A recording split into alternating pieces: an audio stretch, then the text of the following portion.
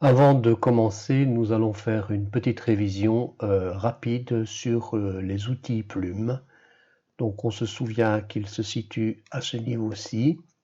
Ils sont 5 au total. Nous avons l'outil plume normal, l'outil plume libre, on ne l'utilisera pas ici, l'outil ajout, l'outil suppression et l'outil conversion. Donc je vais refaire la petite manipulation en vitesse pour vous rappeler un petit peu le mode de fonctionnement. On se souvient qu'il faut utiliser aussi souvent des raccourcis en cours de travail. Donc on dépose le point d'ancrage, on ne relâche pas la souris, on tire. On dépose le point d'ancrage, on ne relâche pas la souris, on tire. Et quand on voit une poignée inversée, cela signifie qu'il a fallu appuyer sur Alt, c'est ce que je fais en ce moment, et puis on a tourné jusqu'à la petite boule jaune. Donc on clique, on tire, on enfonce Alt pour casser la symétrie des tangentes, on lâche la souris et on lâche le clavier. Toujours dans le même ordre, on clique, on tire, on enfonce Alt, on lâche la souris, on lâche le clavier. Quand il n'y a pas de point jaune, cela signifie qu'on est sur une inflexion et donc en fait on peut simplement tirer jusqu'au point pour atteindre le point en question. Voilà, donc on est sur le point I, on est sur le point J, on va aller jusque là et puis on arrive. Et quand on arrive au bout, quand on a fini de boucler la boucle, c'est le cas de le dire, on voit un petit cercle qui apparaît, voilà, à côté de la plume, et quand on clique, le tracé est fermé. Alors maintenant, il s'agit éventuellement d'éditer, de modifier le tracé, de l'améliorer. Donc là, on utilise plus précisément l'outil sélection directe. On clique sur le point d'ancrage et quand on clique sur le point d'ancrage, on voit apparaître les poignées et on peut ainsi, grâce à cet outil, on peut resituer la poignée pour redéfinir une autre forme à notre tracé. Donc ici, par exemple, je clique, je vois que je peux ajuster par ceci. Donc on tourne, on glisse le tracé jusqu'à ce qu'on ait un ajustement le plus parfait possible. Si on le souhaite, on l'avait vu, on peut ajouter des points d'ancrage et quand on ajoute un point d'ancrage, on mettra ici. On voit que quand on s'approche du tracé, on voit apparaître le petit symbole plume avec le plus. On va cliquer et un point d'ancrage apparaît avec deux poignées, donc ce qu'on appelle deux tangentes. Et directement après avoir cliqué et créé le point, l'outil redevient le sélecteur direct. Et cela signifie que dès que le point est créé, il est possible de l'éditer. On va ensuite aller dans la palette des tracés qu'on active via le menu fenêtre. Donc voici, fenêtre, tracé. Et quand on a un tracé, quand il est en cours, on parle d'un tracé de travail. On a les lettres qui sont placées en oblique, en italique. Et il est prudent toujours de nommer le tracé. Donc pour nommer un tracé, on double-clique dessus et on lui donne un nom. Et dès qu'il est nommé, il est figé dans le fichier. Condition évidemment qu'on enregistre ce fichier dans un format compatible avec le vectoriel, à savoir par exemple PSD ou TIFF. Voilà pour la petite révision. Nous pouvons alors démarrer l'exercice et dans cet exercice, il est question de détourer ce coquillage et d'aller le placer sur une surface en sable. Donc, dans un premier temps, je vais commencer par dessiner mon tracé autour de mon coquillage. Idéalement, je vais éventuellement zoomer pour travailler efficacement.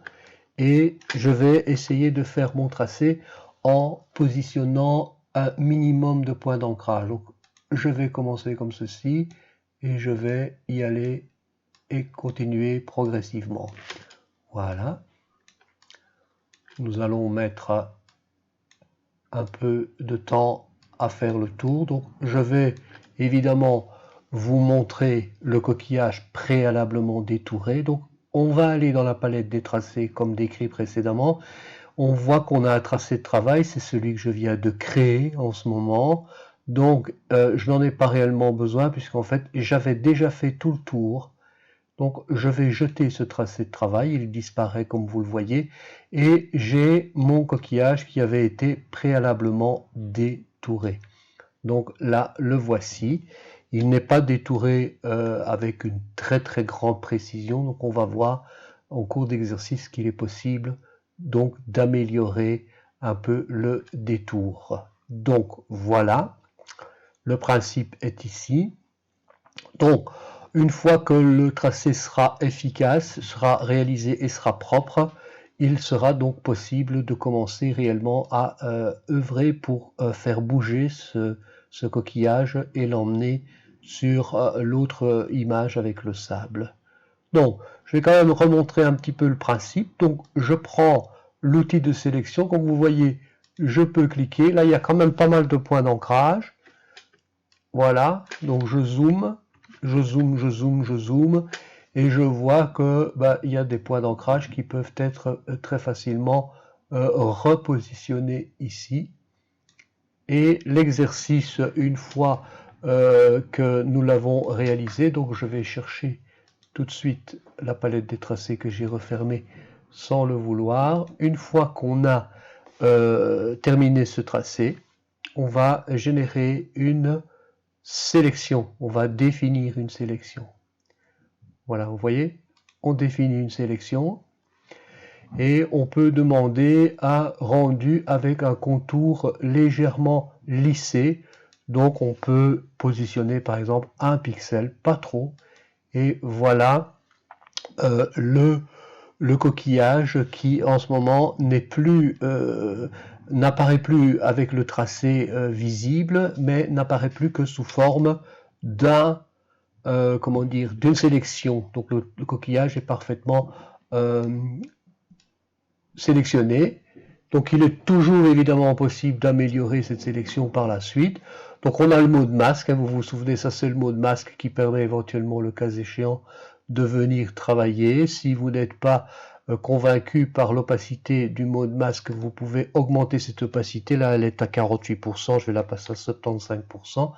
Et là je vais peut-être mieux voir en passant s'il y a quelques soucis. On voit des petites choses ici. Donc ça, je vous laisse évidemment le faire le plus proprement possible pour avoir quelque chose de vraiment professionnel. Voilà.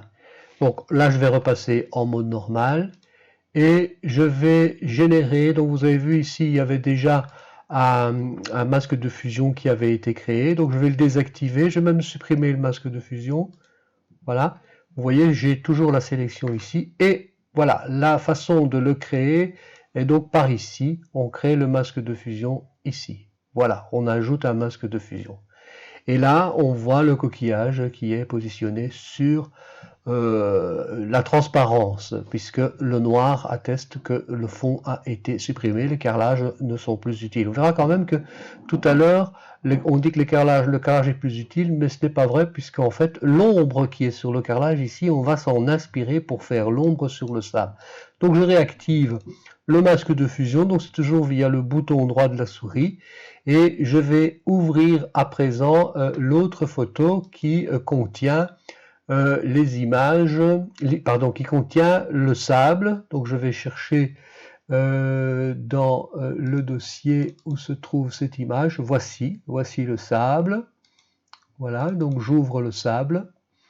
Je passe par caméra raw, mais c'est pas un problème. Et une fois que le sable a été ouvert, donc la plage est ouverte, c'est une bonne nouvelle, hein, le confinement est terminé, on peut aller à la plage. Qu'est-ce qu'on va faire? On va tout simplement transporter l'ensemble. Attention, on est bien attentif à ce que la chaîne soit visible ici, et on va transporter l'ensemble sur ce sable. Donc voilà, le voici. Donc, je n'ai presque plus besoin de celui-ci maintenant. Donc ce fichier-ci, je n'en ai plus besoin. Le cas échéant, je vais le mettre en bas. On verra peut-être tout à l'heure si j'ai de nouveau besoin de lui, j'irai le chercher. Et maintenant, on a déjà quelque chose d'intéressant, à savoir que le coquillage est arrivé à destination. Voilà. Alors c'est maintenant que ça va un petit peu se compliquer, puisque maintenant, évidemment, ce coquillage, il flotte, hein, comme vous pouvez le constater. Et il va falloir donc le faire, le poser sur le sable. Et pour le poser sur le sable, il va falloir qu'on puisse voir l'ombre. Et on va s'inspirer de l'ombre pour dessiner cette ombre. Donc en fait, je redésactive le masque de fusion. Vous voyez, on retrouve le carrelage. C'est sympa puisque en fait, tout à l'heure, on va superposer à cette ombre qui est sur le carrelage une ombre qu'on va faire nous-mêmes. Et comment va-t-on faire une ombre nous-mêmes? Ben, la première chose, c'est qu'on va générer une sélection. Donc via CTRL-clic sur le masque de fusion, on va générer, comme vous le voyez, les pointillés. Et en fait, on va ajouter un calque. Donc, on va mettre un calque par-dessus qu'on va appeler ombre. Et en fait, vous verrez, il va falloir en faire deux. Donc, on va l'appeler ombre 1, pardon. Et on verra tout à l'heure qu'il va falloir faire une ombre 2. Donc, maintenant, je vais être bien activé sur ce calque qui a de la transparence ici. Et je vais aller dans la commande édition, pardon, remplir. Et puisque l'ombre elle est noire, elle est sombre en tout cas, je vais aller choisir une couleur. Donc je vais prendre la couleur et je vais prendre une ombre noire. Je pourrais aussi prendre une ombre qui tire un peu vers la couleur du sable. Hein. C'est pas interdit de faire une ombre un peu réchauffée. Et je vais valider et voilà. Donc maintenant j'ai ce qui va me servir d'ombre et voilà, ce sera l'étape suivante. Donc la première chose que je fais, c'est que je fais un CTRL D pour désactiver. CTRL D. Voilà, je perds mes petites fourmis. Et on a compris que pour créer l'ombre en question, il va falloir s'inspirer de ce qui est ici au-dessus. Donc en fait, je vais commencer par aller ici dans les menus, dans le menu édition, et je vais utiliser les fonctions que vous connaissez déjà, les fonctions de transformation. Donc l'ombre est en place. Elle va donc être déformée pour imiter l'ombre qui est sur le carrelage. Donc on voit ainsi, en désactivant le masque de fusion, on voit apparaître l'ombre. Ça va nous permettre de nous calquer dessus en essayant de faire correspondre un petit peu à cette ombre qui est derrière. Donc voilà. Donc je réactive le calque avec l'ombre et je vais aller dans le menu édition comme je vous l'ai expliqué et je vais choisir les fameuses transformations. Et là je vais y aller, je vais utiliser l'homothétie, le cas échéant l'inclinaison, la torsion, pourquoi pas, enfin bref, toutes les options qui sont possibles et imaginables pour donner à mon ombre la forme requise, la forme idéale. Il y a évidemment aussi la déformation qui est intéressante. Donc voilà, j'utilise la torsion pour le moment. Vous voyez, les pointes commencent à être rejointes. Voilà, l'ombre. J'ai laissé l'ombre sur le dessus pour le moment. Après, tout à l'heure, je la mettrai sous le coquillage. Hein, je verrai mieux à ce moment-là. Donc, la déformation, évidemment, ici va être très, très, très utile puisque ça va permettre de vraiment modeler. Voilà. Donc ici, je vais me taire et je vais laisser la procédure et je vais même la mettre en accéléré parce que ça va prendre un certain temps.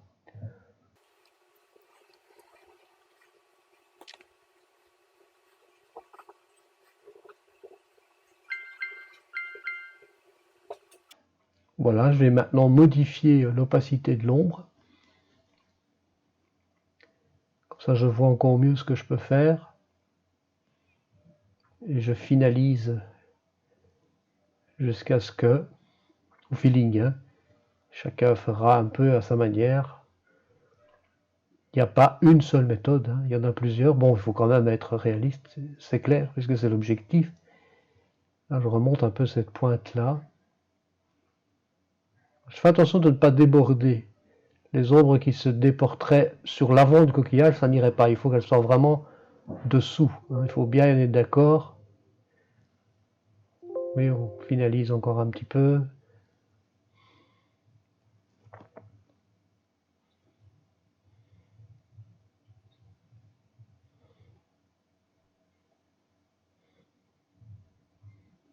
Voilà. En remettant l'opacité à 100%, on voit comment cette ombre est devenue.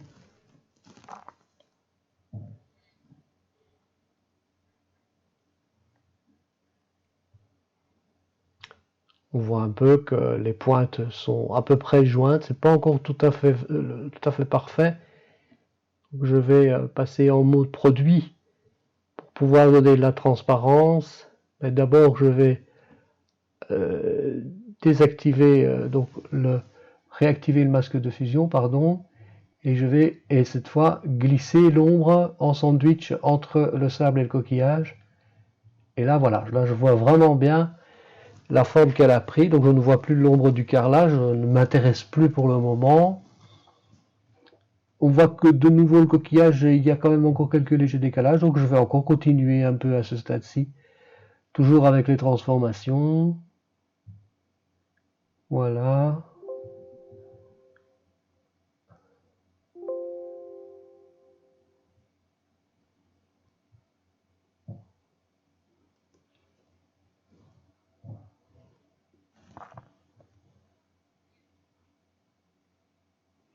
Ça commence à aller. Voilà, donc maintenant je passe en mode produit. J'ai donc ainsi la possibilité de voir la transparence et voir le gras du sable. Et il va évidemment falloir flouter le contour de l'ombre pour lui donner encore un aspect plus réaliste. Parce que là, elle est trop nette. Voilà, et donc je prends le flou gaussien et je vais doser mon effet jusqu'à ce que j'obtienne ce qui me convienne. Mais vous allez voir, il va y avoir un petit souci qui va se produire. Voilà, ça commence à être une ombre réaliste, sauf évidemment que de nouveau le coquillage se met à flotter un peu et on dirait que les pointes ne sont plus en contact avec le sable. D'où la petite astuce que je vais démontrer maintenant, qui consiste à créer un duplicata de l'ombre d'origine, donc là, enfin l'ombre d'origine, l'ombre que j'ai créée qui est ici, hein, donc le souci, on le voit, c'est sur la pointe, hein, sur les pointes. Et en fait, je vais utiliser cette ombre que je vais dupliquer. L'objectif étant d'en avoir une seconde pour pouvoir utiliser des petits morceaux de l'ombre numéro 2 pour recréer les points de contact. Donc là, je tire sur nouveau calque. Donc j'ai une ombre, je peux l'appeler ombre 2 si je veux. Je la laisse là ou je la déplace, ça dépend. On verra tout à l'heure si c'est nécessaire de les bouger, l'une et l'autre, mais bon, voilà. Et ce que je vais faire à présent, donc je vais quand même la mettre en dessous, parce que c'est quand même censé être plutôt en dessous qu'au-dessus. C'est plus intelligent. Et je vais créer un masque de fusion pour cette ombre-là, mais je vais pas faire n'importe comment. Tout à l'heure, j'avais créé un masque de fusion en utilisant le bouton dédié qui se trouve dans la palette de calque, qui est ici. Mais je ne vais pas prendre celui-là. Sinon, je vais avoir un masque de fusion qui va démasquer. Donc, ça ne m'intéresse pas. Donc, en fait, ce que je vais faire, je vais plutôt faire via le menu calque. Alors là, j'ai une autre fonction qui est en fait la même, sauf qu'elle m'offre une option en plus. Elle me permet de créer un masque, mais avec tout masqué comme fonction, comme option. Et si je fais tout masquer, qu'est-ce que j'ai? J'obtiens un masque tout noir. Donc tout noir, en fait, en réalité, maintenant je ne vois plus mon ombre de ce fait. Voilà, je l'active, je désactive. Donc là, je ne vois plus que l'ombre numéro 1.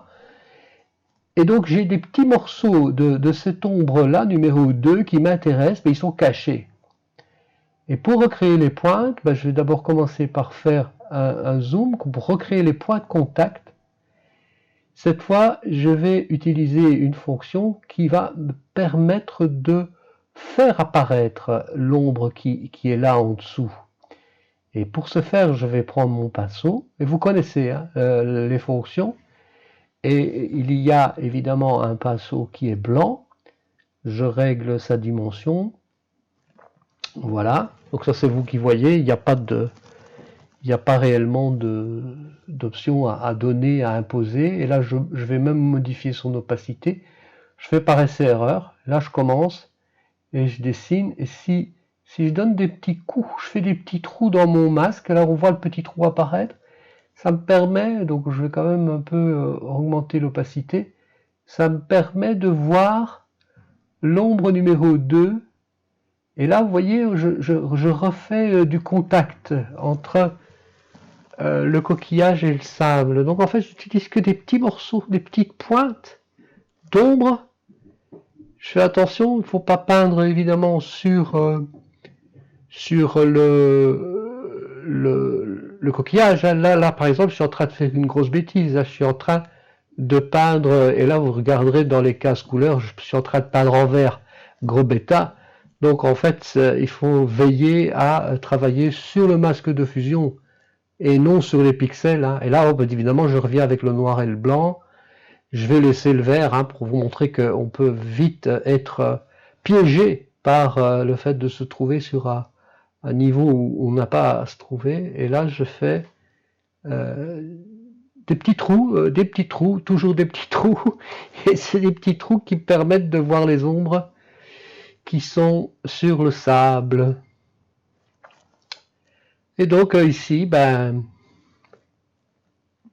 je dessine sur le sable en fait. En fait, je dessine pas réellement, hein. Je fais sortir les ombres numéro 2, les petites pointes. Et voilà. Donc là, ça commence à le faire. Si on fait un petit dézoom arrière tout à l'heure, on se souvient qu'il y a eu un petit souci. Donc ça, je vous invite évidemment à veiller à bien vous trouver sur le bon niveau. Donc attention, voilà. Là, c'est bien. Il est là. Mais il n'est pas interdit non plus de la flouter encore davantage. Hein. Donc en fait, on réactive cette fois le calque, réellement, pas le masque, et on peut refaire du flou gaussien dessus. Comme vous voyez, ça commence à être bien tout ça. Voilà, là il commence à tenir hein, sur ses pattes. Bien. Voilà. Donc ça le fait. Ça commence à le faire. Je dis pas que c'est fini. Hein, il y a encore peut-être moyen d'avancer un peu. Voilà. Si on désactive le masque de fusion, on va voir qu'on aurait ça. Ça n'est pas très réaliste. Mais avec le masque de fusion et les petits trous, on arrive à quelque chose d'assez sympathique. Donc je vous invite à travailler et à essayer de reproduire un peu l'exercice. C'est l'exercice qui vous permettra de progresser dans l'apprentissage. Et puis, je vais vous donner un petit devoir. Donc, en fait, j'ai préparé un petit dossier avec des photos. Donc, il y a une sculpture d'un sculpteur belge qui s'appelle Permeek, une petite statue en terre cuite qui fait une douzaine de centimètres, qui représente un bonhomme endormi. Voilà, je l'ai photographié sur un tissu à l'extérieur en plein soleil. Oui, il y a de l'ombre, hein, il y a l'ombre. Et j'ai été chercher une photo, et j'ai évidemment cherché une photo avec des ombres similaires. Hein. C'est important qu'il y ait de la cohésion entre le décor et l'objet qui va atterrir dedans. Donc on voit l'ombre du muret par exemple, elle se dirige vers la gauche, et je vais venir poser le bonhomme ici dans l'herbe. On va lui donner là la possibilité de se détendre, donc le contour a été fait à la plume, etc. etc. Donc comme le coquillage, on a résolu le problème, et on est venu coller le petit bonhomme là-dedans avec le masque de fusion, etc. Et en fait, on a utilisé évidemment le modèle avec l'ombre pour refaire l'ombre dans l'herbe en utilisant la même méthode, le mode produit, les différentes opacités avec une ligne beaucoup plus sombre. Regardez au point de contact où son bras, son ventre est sur le... On voit nettement apparaître l'ombre, le point de contact de l'ombre. Donc à vous d'essayer de reproduire cela et d'avoir un résultat similaire et efficace. Et je vous rappelle que vous devez de votre côté aussi faire un exercice avec des images personnelles en utilisant une photo avec un objet et un décor dans lequel vous viendrez poser votre objet.